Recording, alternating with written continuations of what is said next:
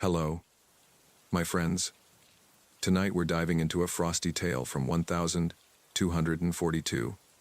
Where yes, you are stumbling through the chaotic streets of Novgorod, a medieval Russian city buzzing like a beehive with no off switch. Picture yourself clutching a sealed parchment, your boots slipping on icy cobblestones, while merchants shove past with carts of fish and furs. The air smells of wood smoke and desperation. And you're no hero. Trust me, more like the guy who trips over his own cloak and hopes nobody saw. So, before you get cozy under that blanket, take a second to like this video and subscribe. But only if you're vibing with this icy adventure. Drop a comment below. What historical era would you visit? And why now? Turn off the lights. Switch on the fan's gentle hum. And let's begin. You're weaving through Novgorod's market square, the heart of this trading hub, where fur-clad traders haggle like it's their last day on Earth. Your job? Deliver a cryptic warning to Alexander Nevsky's men about Teutonic knights creeping closer. The parchment in your satchel, sealed with a wax blob that looks suspiciously like a squashed bug, came from a hooded stranger who muttered, "Don't read it. Just run." Classic medieval vibe. Zero context. Maximum stress. You dodge a cart of turnips that nearly flattens you, and a baker yells, "Move. You, lanky ox charming." Your first joke of the night: try dodging medieval traffic. Spoiler: you'd faceplant spectacularly. The orthodox event here is Novgorod's role as a powerhouse of the Rus, a city that stood tall against invaders like a scrappy underdog. By 1242, it's a trade juggernaut, linking Baltic ports to distant Byzantium. You're in the thick of it, passing the Volkhov River, where longships bob like overworked taxis. A quirky fact: Novgorod's merchants used birchbark letters, think medieval post-it notes, to scribble deals and gossip. Archaeologists found stacks of them, including one guy whining about his wife's cooking. Relatable? Right. You clutch your satchel tighter, wondering if your parchment's a deal, a threat, or someone's bad poetry. You skirt past Sophia's Cathedral, its golden domes glinting through the fog. Monks chant inside, their voices a low hum that makes your spine tingle. You're tempted to duck in for warmth, but a kid pelting you with a snowball snaps you back. Joke 2: you'd try praying for courage, but you'd probably sneeze mid-amen and offend the bishop. The crowd thins as you near the Kremlin, Novgorod's fortress, where guards eye you like you're smuggling turnips. You flash the parchment seal, and they wave you through, one muttering, "Don't dawdle. Twig arms." Rude. But fair, your arms are shaking from the cold. Inside, you find Nevsky's advisors, grizzled men with beards that could hide a squirrel. They're arguing over maps, pointing at Lake Peipus, a frozen giant to the west. You hand over the parchment, and a scribe cracks the seal, reading aloud: "Knights in white, crossing the border, Teutonic knights, German crusaders with a knack for picking fights, are coming." A scholarly debate swirls here. Historian John Fennell argued the Teutonic threat was overhyped, a minor raid spun into legend by later chronicles.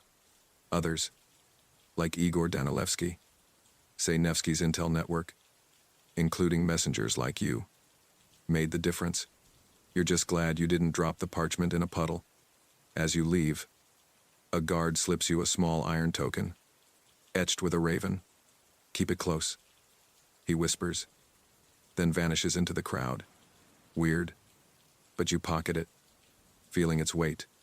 You're no warrior, but you're in this now, trudging toward the city gates where scouts are gathering. The token's your callback. It'll show up again. Trust me. Joke 3: if you were on medieval Tinder, your bio would read, "Great at running, bad at not panicking." You pull your cloak tight, the wind biting your face, and step into the snowy unknown. Lake Peipus calling like a bad idea. You can't resist. The market's chaos fades behind you, replaced by the crunch of snow and distant wolf howls. You're not sure what's worse: the nights, the cold, or the fact you forgot your mittens. The city glows faintly, a beacon of warmth you're leaving behind. You take a deep breath, the air sharp as a blade, and trudge on. Your role in this tale just beginning. Pause for a moment. Feel that cozy drift. Let the story carry you. You're trudging through a snowy forest outside Novgorod, the kind of place where every snapped twig makes you jump like a startled cat. The air's so cold it feels like your lungs are auditioning for an ice sculpture.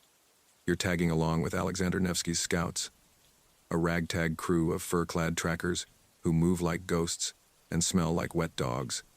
Your job? Carry their gear sacks of dried fish and flint, mostly while they scan for Teutonic knights. That Iron Raven token from the Novgorod Guard, it's still in your pocket. Heavy as a bad decision. You're not sure why you kept it, but it's rattling around like a cryptic souvenir. Let's pause. Breathe in that crisp, piney air. Ready, good. The forest is a maze of pines and birches, their branches sagging under snow like they're too tired to stand up straight. You're following a scout named Yuri, a wiry guy with a beard like a bird's nest and eyes that miss nothing. He points at hoofprints in the snow Teutonic horses. Maybe. They're close. He mutters, spitting into a snowbank. You nod, trying to look useful, but your boots are soaked, and you're pretty sure you're one bad step from a faceplant. First joke, you'd try scouting, but you'd probably trip over a squirrel and start an international incident. The orthodox event here is the scouting missions that gave Nevsky his edge. Before the battle on Lake Peipus, his men roamed these borderlands, tracking the Teutonic Knights' movements. You're part of that now, hauling a sack that smells like a fish market's dumpster. Yuri stops, crouching by a frozen stream, and points at a broken branch. Knights passed here, he says. You squint, seeing nothing but snow, and wonder if he's just showing off. A quirky fact: medieval scouts sometimes used ravens as messengers, training them to fly between camps. You glance at a blackbird perched nearby, its beady eyes locked on you. Is it the same raven you saw in Novgorod? Nah. That's crazy, right? The raven caws, loud enough to make you flinch. And Yuri chuckles. It's a sign, he says, half serious. The others nod, like they're all in on some cosmic bird joke. You're not convinced, but you pat the raven token in your pocket, just in case. Second joke: if you were a medieval influencer, you'd post chasing knights, send ravens and get 0 likes. The scouts move on, and you scramble to keep up, your breath puffing out in frosty clouds. The forest feels alive, whispering secrets you're too cold to decode. You reach a clearing where the scouts huddle, debating what to do.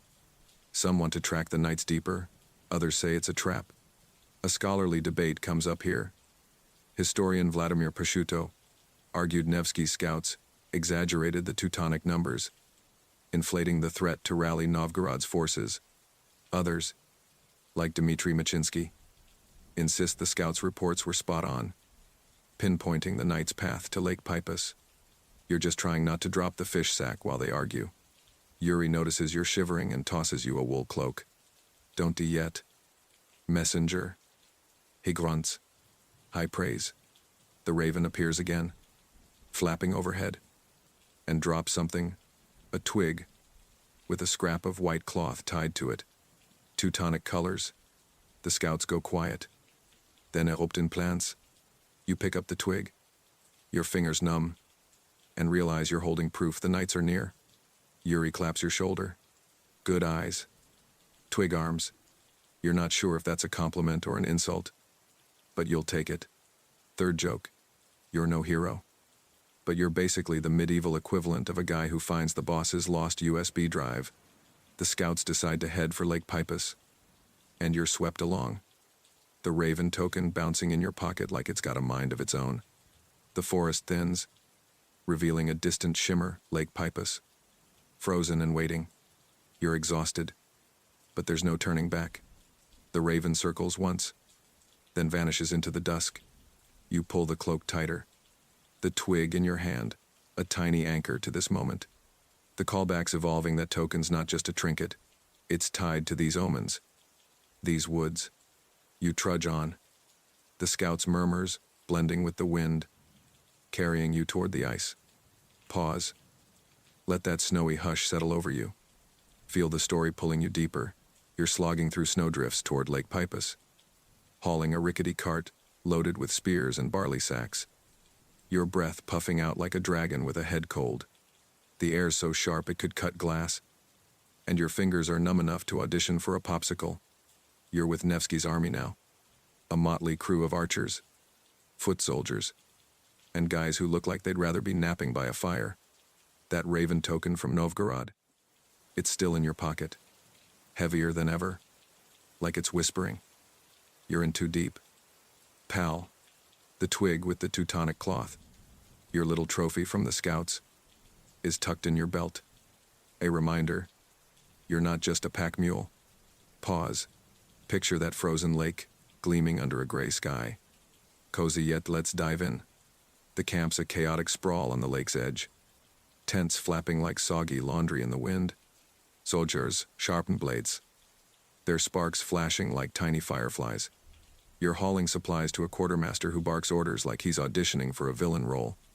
Stack those spears. Twig arms, he snaps. Apparently, that nickname's sticking. You fumble a spear, nearly impaling your foot, and mutter a prayer. Nobody saw.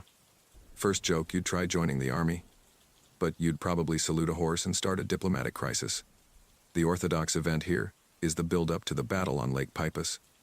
The 5th of April,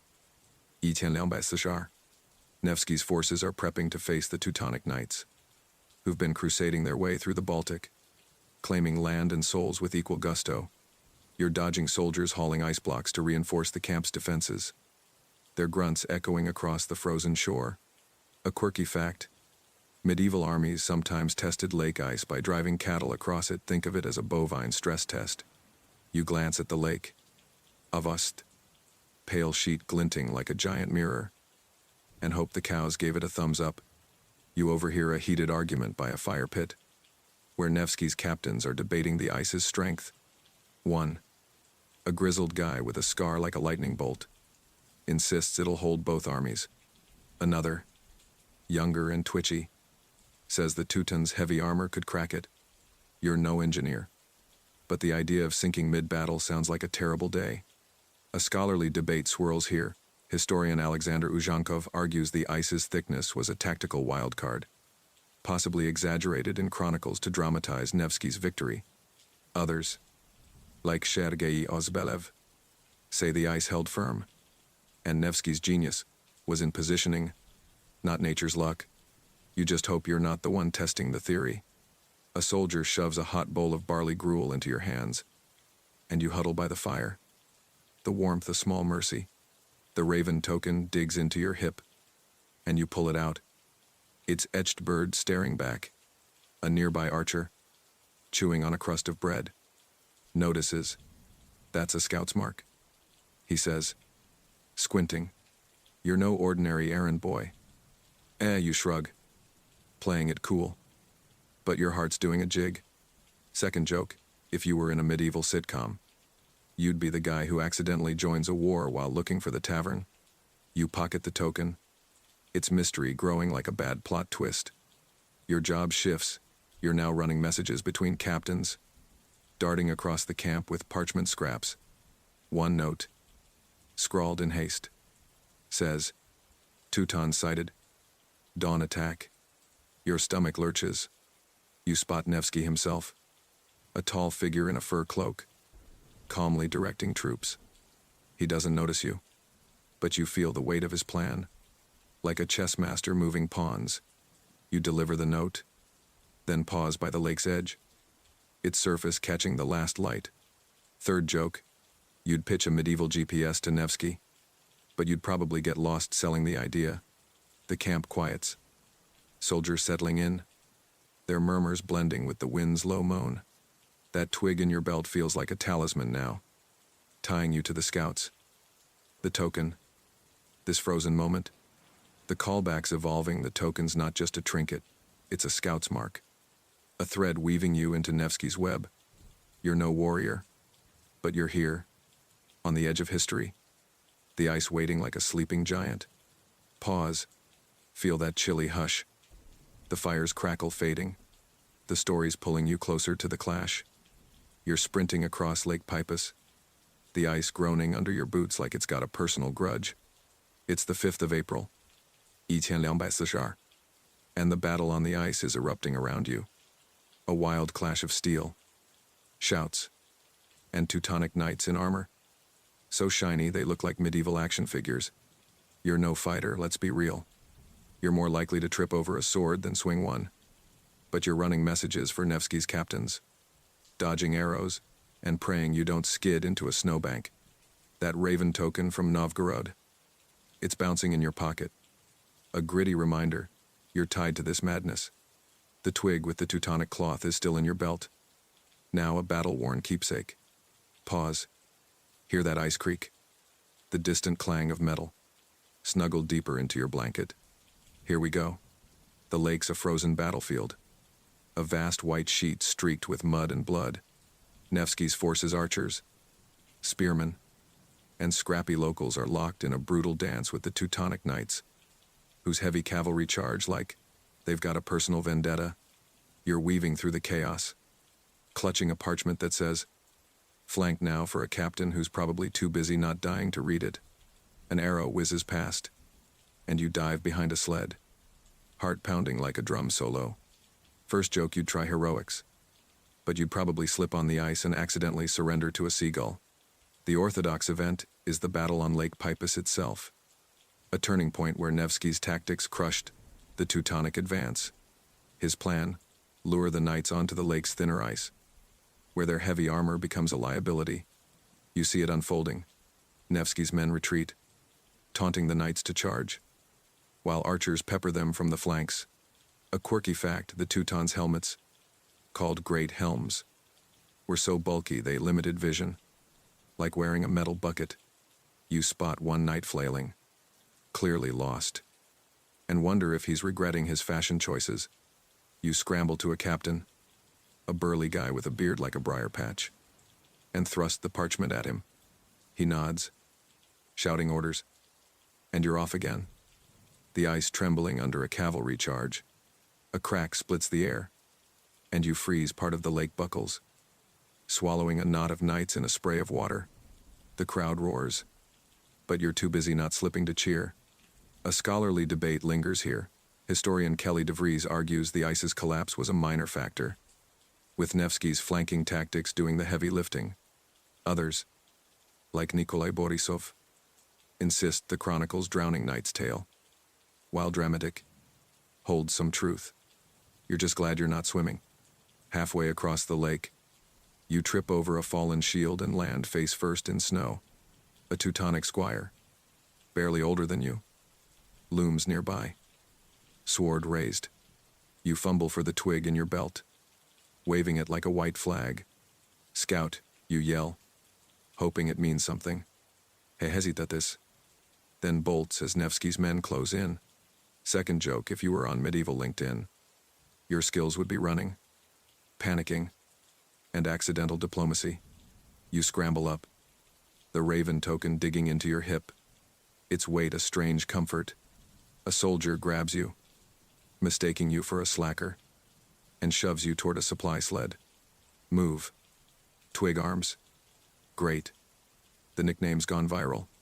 The battle shifts, Nevsky's flanks tighten, trapping the knights. You're back to running, delivering a final message. Hold the line. The ice holds, mostly, and the Teutons falter, their formation crumbling like a bad plan. You collapse by a sled, gasping, the twig clutched in one hand, the token in the other. Third joke, you'd pitch a medieval energy drink to Nevsky, but you'd probably spill it mid-battle and cry. The fighting slows, Nevsky's men chanting victory as the surviving knights flee. You're alive. Somehow, the lake, a scarred witness to the chaos. The callbacks tightening that token, that twig. They're your anchors, tying Novgorod's warning to this frozen triumph. You're no legend, but you ran. You delivered. You survived. The air grows still, the lake's groans fading to a whisper. Pause. Feel that chilly calm. The battle's echo softening. The story's carrying you to the aftermath. You're huddled by a crackling fire in a victory camp on Lake Pipus's shore. The night air so cold it feels like winter's giving you a personal grudge. It's hours after the battle on the ice. The 5th of April, 1240, and Nevsky's army is a mix of cheers, groans, and guys trying to thaw their beards. You're no warrior, more the guy who dropped a victory flag in the mud, but you're here, clutching a steaming bowl of oat porridge. Your bones finally remembering what warmth feels like. That raven token from Novgorod, it's in your hand now. Its etched bird catching the firelight. The twig with the Teutonic cloth, your battle souvenir, is tucked in your belt. A little worse for wear. Pause. Smell that wood smoke. Hear the fire's soft pop. Settle in. My friend, we're almost home. The camp's a lively mess. Sprawled along the lake's edge, where the ice still glints like a smug survivor. Soldiers swap tales. Some laughing, others nursing wounds with grimaces. You're sitting with a mix of archers and scouts. Their faces glowing in the fire's flicker. Your job now, nothing official. Just listening. Piecing together the battle's chaos while passing around a jug of watered-down ale. A scout named Yuri, the one from the forest, claps your shoulder. Not bad. Twig arms. You didn't drown. High praise. First joke you'd try telling a battle story. But you'd probably mix up the heroics with the part where you hid behind a sled. The orthodox event here is the aftermath of Nevsky's victory. A moment that cemented his legend and halted the Teutonic push into Rus lands. The camp's buzzing with talk of captured knights. Their fancy armor stacked like trophies. A quirky fact, victorious Rus soldiers sometimes kept enemy banners as luck charms. Sewing bits into their cloaks. You eye the twig scrap of Teutonic cloth, wondering if it counts. Yuri notices and grins. Sew it on. Messenger. You earned it. You're not sure you earned anything. But you nod, feeling oddly proud. A debate sparks among the group. How big was this win? Really? A grizzled archer insists the Teutons were crushed, their crusade broken for good. A younger scout, picking at his porridge, argues it was a skirmish, overhyped by Novgorod's chroniclers. A scholarly debate echoes this. Historian David Nicole suggests the battle's scale was modest, with fewer casualties than later tales claim, but its symbolic weight made Nevsky a hero. Others, like Igor Shaskolsky, argue it was a decisive blow, saving Novgorod from Teutonic rule. You just sip your ale, happy to be alive. Then, the token. You're turning it over when an old scout, face like weathered leather, leans in. That's a Novgorod mark. He whispers, means you're one of us. He pulls his cloak aside, revealing an identical raven etched on a pendant. Your jaw drops. The token's not just a trinket, it's a scout's badge, tying you to the warning, the forest, the battle. You fumble the twig, and Yuri laughs. Second joke. If you were in a medieval movie, you'd be the sidekick who accidentally joins a secret club while looking for the latrine. The camp quiets, stars piercing the sky like tiny lanterns. You're exhausted, the token warm in your palm. The twig, a quiet wait. Third joke. You'd pitch a medieval victory party to Nevsky, but you'd probably book a bard who only knows sad ballads. The fire dies to embers, and Yuri tosses you a blanket. Sleep. Twig arms. You're no hero, but you'll do. You smile. The lake's distant hum lulling you. The callbacks complete the token. The twig. They're your story, weaving you from Novgorod streets to this firelit shore. Pause. Feel that warmth. The camp's murmurs fading. The tale's nearly done. But let's linger. The fire's embers glow soft now, a faint pulse against the endless dark. You're curled under that blanket. The lake's quiet, lapping a gentle song, like a lullaby from the ice itself. The token rests in your hand. Its raven still, its secret safe. The twig, frayed, but yours, sits by your side. A piece of a battle that's already slipping into legend. You're far from Novgorod's chaos. The forest's omens. The lake's trembling ice. You're safe. My friend. Wrapped in this moment. The stars above Lake Pipus winking like old friends. Picture the camp fading. Tents dissolving into mist. The soldiers' voices. Yuri's gruff laugh. Even the cold, they drift away. Soft as snowflakes on the wind. You're floating now. Carried by the lake's hum. The fire's last whisper. No nights. No messages. Just you and the night. Cozy and still. Let your eyes grow heavy. Your breath slow. The tale's done. But its warmth lingers. A fireside glow to carry you to dreams. Sleep well.